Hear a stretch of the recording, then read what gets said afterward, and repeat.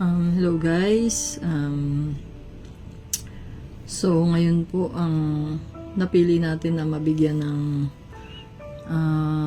konting blessings po ay isang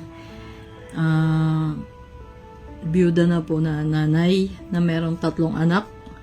Yung dalawa niya pong anak na yung panganay niya at saka yung pangalawa is may mga asawa na po. So, ang kasama niya po ngayon sa buhay ay ang bunso niyang anak, 19 years old na may kapansanan po. Kaya, ang kinabubuhay daw po nila ngayon ay paglalabada. Kasi, in-interview na po natin si Ate Mirna Morales po ang pangalan niya. Love Morales sa FB. So, in-interview na po natin siya. At yun nga, mapapanood nyo po yung interview natin sa kanya dito sa aking vlog. So, gusto ko lang po munang sabihin kung ano yung sitwasyon niya, kung ba't siya ang napili ko na bigyan ng konting blessings natin.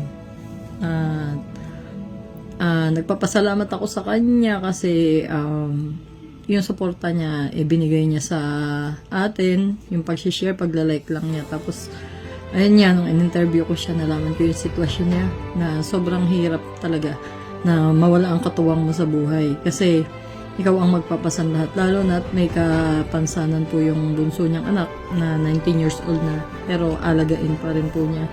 Kaya, ang mahirap po doon kasi hindi naman siya makakapagtrabaho sa malayo. Kaya, ang ginagawa niya is naglalabada lang po siya sa mga kapitbahay niya para may pantustos sa mga pangangailangan po nilang magnanay, pagkain, sa kuryente, ganyan. Tsaka siyempre yung anak niya may mga pangangailangan din minsang mga medical or pang personal, pero hindi niya matustusan dahil sa kakulangan ng mga pangangailangan.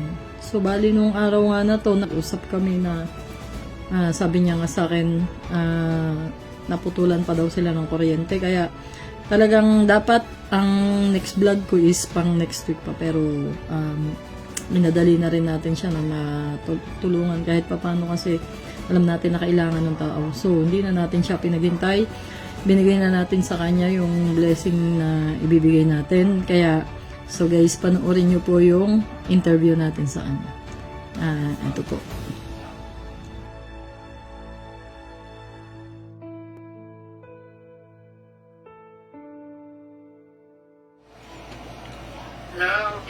Hello, te. Kumusta? Kumusta kayo? Kumusta? Tagal na natin din nakikita. Ayan si Julius. Okay. Bali, ilang taon na pong patay si Mr. September. Bali, ilang taon na po? 19? 6 years. 6 years na. 6 years. Oo. Anong po nyo, pinakabuhay nyo po ngayon, dyan sa Batangas? Wala, naglalabada na ako yung mga Bali, si Julius na lang yung niya dyan? Si Julius na lang yung wala nyong, di ba, yung may mga asawa na yung iba? Oo, yung dalawa kaso. Malayo. Tuto, mamaya, may pausap ko sila. Mamaya. May hinihingi siya. Oo, mahilig ko sa kape. Nung kayo sa akin, nakita ko nga, sabi ko nga, syempre, ako kasi talaga, po ako kahit konti, bibigay ng tulong.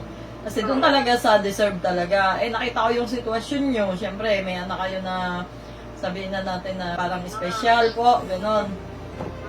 Oo, yun po. talaga. Nagsisimba naman po kayo. Opo, huwag nyo pong pabayaan na, sa gawa po ni Julius. Huwag niyo pong pabayaan na hindi kayo makapag-church kasi yun lang yung magpapalakas po talaga sa atin kung may mga pinagdadaanan tayong problema. Kami po kasi, nagpa-convert po kasi kami sa Christian. Nag-born again na po kasi kami. Kaya kumbaga talagang lahat na lang namin sa Lord na talaga. Sa Lord na namin lahat. Kaya napakasarap po kasi kahit na may problema ka, may kagalakan ka pa rin nararamdaman sa puso. Ganun talaga. At kayo, Anak namin pagka pakiramdam nyo ay talagang mabigat na may bigat, iyak nyo lang sa Lord yan. Bibigyan niya talaga kayo ng kapahingahan. Natatapos mo lang kung biyak ang sabi ko.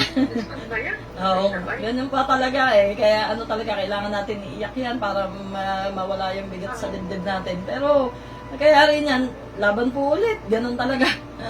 Ganun lang po talaga yung buhay natin dito eh. Ang hirap talaga yung nakakatawa. Opo, napakahirap po talaga nang wala yung asawa mo. Kaya po ano na, basta ang Lord po, papatatagin po kayo nan sa lahat ng pinagdadaanan nyo. Tagal ko na kayo din nakikita, ngayon na tayo nagkita. Nung last na uwi namin, kasi kuya Ate, kaya nga lang di ako nakalabas dahil nagtuto. Oo, nandun din kami, Raisut, hindi ko nga kayo nakita masyado nun. Ay, napakalaking responsibilidad po talaga na may anak kayo na inaalagaan, ano po. Sa benepisyo talaga. Kaya lang kayo po talaga yung magiging ano talaga ng anak nyo kasi talagang kayo yung magiging lakas ng anak nyo. Ala kasing ibang magtsatsaga talaga sa sitwasyon niya kundi talaga ang nanay. Kaya dapat patuloy kayong palakasin ng Lord. Bigyan ng katatagan para kay Julius po. Kasi yung mga dalawa may mga sarili-sarili ng buhay yun eh. May mga asawa. Yung goal natin, yung may matulungan po talaga. Palakasin nyo po lagi yung loob nyo. Sabi ko nga yung isang daan yun, ang tulong na yun eh. Ako yung sobrang magpasalamat doon sa atin. Malaking tulong na yun. Oo. Talaga ho naman ay pag sa hirap talaga ng buhay ngayon, talagang kahit magkano yung dumating, pagpapasalamat mo po talaga. Eh, ako po yung binibigay ko naman po pinaghihirapan din namin kaya talagang gusto ko lang ma-share talaga sa iba kasi alam ko naman na talagang kailangan talaga na tumulong ka din sa ibang nangangailangan. Hindi naman po kami sobra-sobra, sapat lang, kaya lang gusto ko lang talaga makapag-share din po sa iba.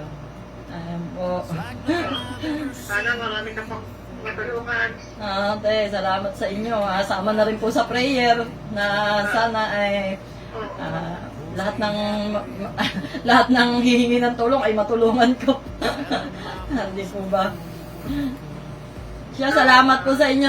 Hintayin nyo na lang po yung ano ko sa inyo, ipapadala po. Ipapadala ko yung tulong para sa inyo. Maraming salamat din. Sige po, alagaan niyo po maigi si Julius. Po, ingat po kayo dyan. Salamat po sa inyo. Patuloy lang po yung suporta.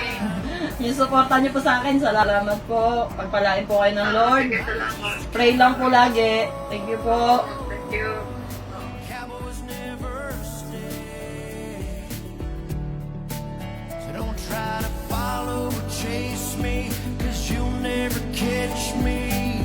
Just watch me go, 'cause I'm just a cowboy. Cowboys are meant to roam. That sunset's calling, calling out my name, pulling me to another place, another town I can't remember.